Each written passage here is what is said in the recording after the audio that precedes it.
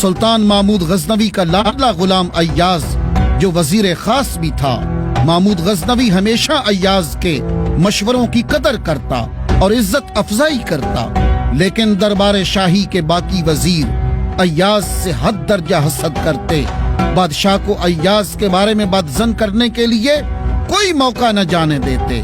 لیکن ایک دن بادشاہ نے بھرے دربار میں سب وزیروں اور مشیروں کو آزمایا، لیکن کوئی بھی آزمائش پر پورا نہ اترا۔ جب ایاز کی باری آئی تو ایاز نے ایسا جواب دیا کہ نہ صرف بادشاہ بلکہ تمام درباری حیرت کی وجہ سے سکتے میں چلے گئے، کیونکہ جواب ہی ایسا تھا۔ اس واقعہ کی کیا حقیقت ہے اور ایاز کا جواب کیا تھا، اس انتہائی سبق آموز واقعہ کے بارے میں آئیے جانتے ہیں۔